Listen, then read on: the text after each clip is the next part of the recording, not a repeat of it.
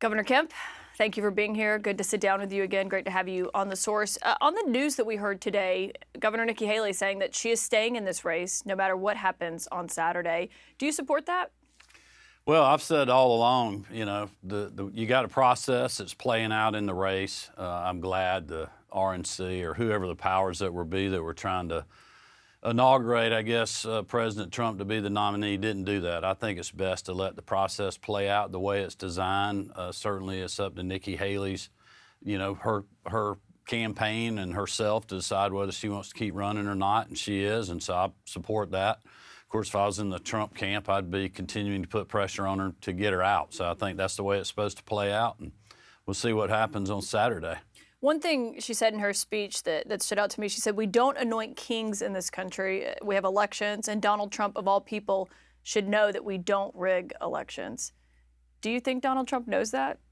Well, I think that was a pretty good line for her situation. But she's right. We don't need the processes to be rigged. They need to play out. And, you could ask Trump if he knows that or not. I mean, I wouldn't be able to answer that for him.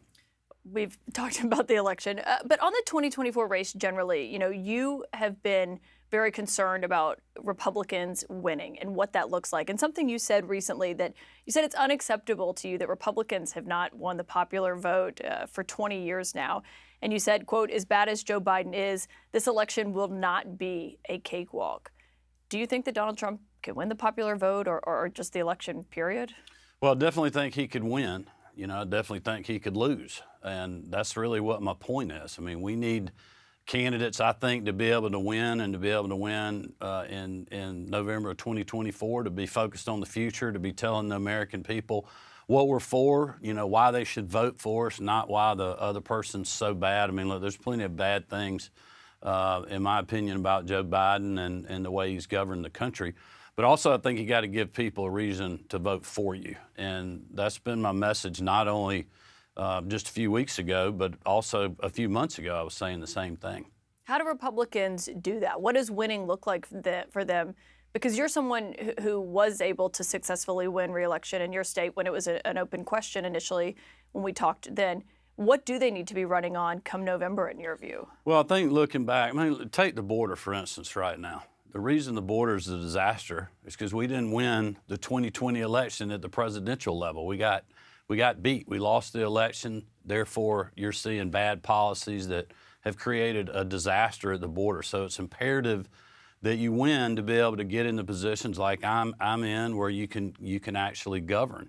And if you look at my re-election campaign, look, there was plenty of distractions, people trying to talk about this issue or that issue, and we kept telling the people of Georgia what we're going to do for them. What our record was, like getting the economy going, coming out of COVID, not backing down to people that were pressuring us, not to reopen or to shut back down, and to keep our kids in the classroom, and not to defund the police and go after bad criminal actors and, Antifa and other people that are trying to burn down the city of Atlanta. We didn't get distracted on these other issues, and that's what we need to do in the presidential election, in my opinion. And when you talk about how that happens, the Republican National Committee is obviously a part of trying to help other Republicans get elected. I wonder, what you make of Trump being in the middle of kind of maneuvering to this takeover of the RNC. He's putting in a loyalist in charge, his daughter-in-law also, both of whom I should note are election deniers.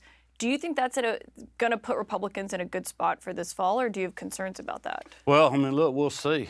I've had concerns about the RNC and their ability to get the vote out and to get the early vote out and to raise enough money to be able to help candidates on the ground in Georgia. We had to do a lot of that ourselves, and I'm not trying to, pick at anybody that's in the state party, the national party, but it's just the fact that, we could not rely on them to get the vote out. We've had to do that ourselves, and I think that's a concern that, any campaign, whether it's Nikki Haley or Donald Trump or anybody else that's going to be running, you got to have a good ground game. You got to raise a lot of money to get the vote out. We don't need to wait till Election Day to do that.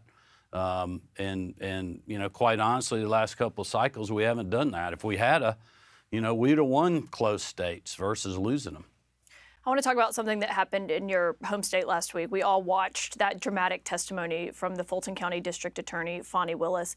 Based on what you saw, do you believe that she should be disqualified? Well, listen, we've had a political process there that, believe it or not, has gotten more political. And we certainly saw that last week. I've got to be very careful about what I'm saying here because, as you know, I was subpoenaed to be a witness in that grand jury. And so I really don't want to speak too much other than, you know, what I've said all along is I followed the law and the Constitution, but I've been very concerned about that being a political process. And I think now Fani Willis is seeing how political it can get on the other side. Well, there was this effort, though, by far-right Republicans in Georgia to try to sanction her or defund the investigation. You pushed back on that and said, you know, this could create a precedent and have backlash that y'all don't really see what's coming.